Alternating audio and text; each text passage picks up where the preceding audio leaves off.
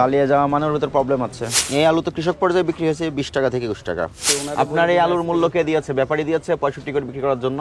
আপনাকে আজকে সতর্কতামূলক 10,000 টাকা জরিমানা করা হলো। পালিয়ে যাওয়া মানের ভিতর প্রবলেম আছে।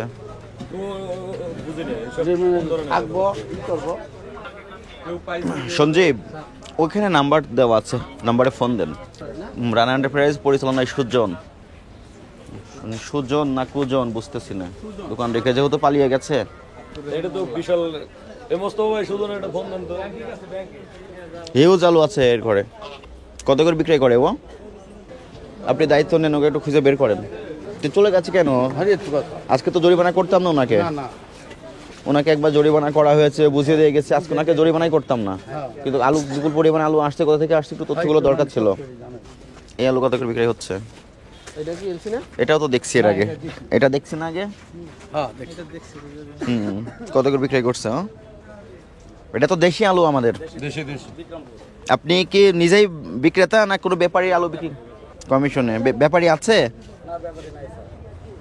কি পরিমাণ আলু আছে আপনার কাছে? ব্যাপারী রসিদ রেখেছেন? এদিকে আসেন।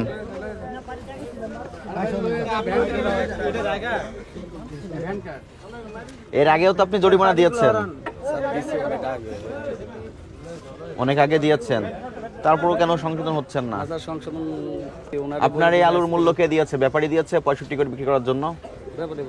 নাম কি ওর? যমুনা স্মার্ট রেফ্রিজারেটর, স্মার্ট লাইফে স্মার্ট রেফ্রিজারেটর। ওর ডকুমেন্টস নেন নাই? ডকুমেন্ট চালান করেছি। গাড়ির চালান? গাড়ির চালান আর আলুর চালান কি এক? না না, তাহলে ক্রয় রসিদ লাগবে। ওইখানে ক্রয় রসিদ স্যার দেখে বলবো স্যার। উনি কত করে কিনেছে? উনি কি আলু কিনেছে না দলিল কিনেছে? স্যার এটা আমি বলতে, এটাও জানেন না।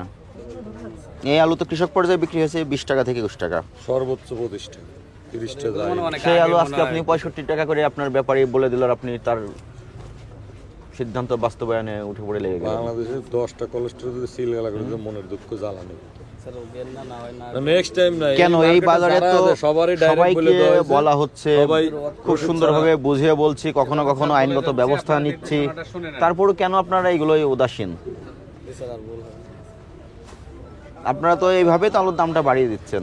কেনা মূল্যই যদি না থাকে, আমি কিভাবে বিক্রয় মূল্য নির্ধারণ করব?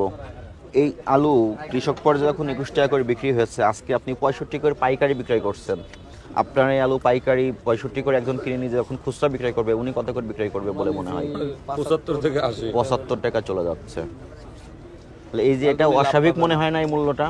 তাহলে এই অস্বাভাবিক মূল্য বৃদ্ধিতে তো আপনারও তো কিছুটা ভূমিকা দেখতে পাচ্ছি। আমরা বাংলাদেশের নাগরিক না স্যার, অবশ্যই এখন স্যার বল ওনারে বলছেন বলে দেবো স্যার, যদি এরকম দেন রসিদ কারণ থেকে কিনেছেন কি আপনি নিজের আলু থাকে।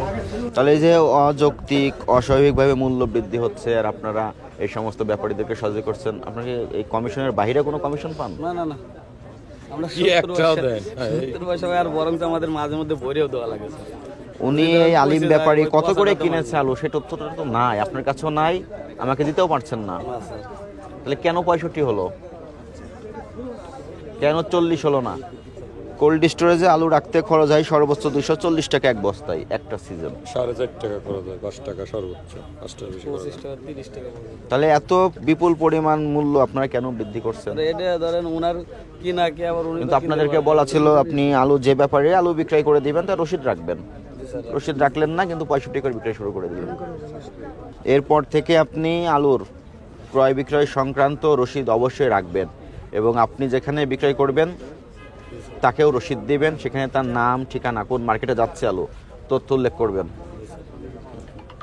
এই যে একটা যে অপরাধ হয়েছে, এই অপরাধটা আপনি স্বীকার করেন? জি অবশ্যই, আমাদের একটা অপরাধ, এটা সংশোধন করবেন। আপনাকে আজকে সতর্কতামূলক 10,000 টাকা জরিমানা করা হলো, 45,000 প্রসিকিউশন দাও। আপনার কাছে কি একই ব্যাপারী আলু না অনেক ব্যাপারী আলু? আলু তো দেশি আলু এক ব্যাপারী, আলিম ব্যাপারী। আলুর মূল্য যৌক্তিক পরে জানার জন্য আপনাদেরও দায়িত্ব আছে, করণীয় আছে।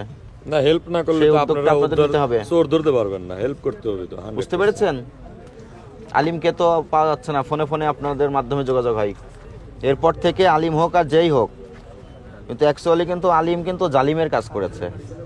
তার রসিদটা আপনি নেবেন, রসিদ নেওয়ার পরে ক্রয় মূল্যকে ভিত্তি ধরে যৌক্তিক পর্যায়ে বিক্রয় মূল্য নির্ধারণ করবেন। ঠিক আছে?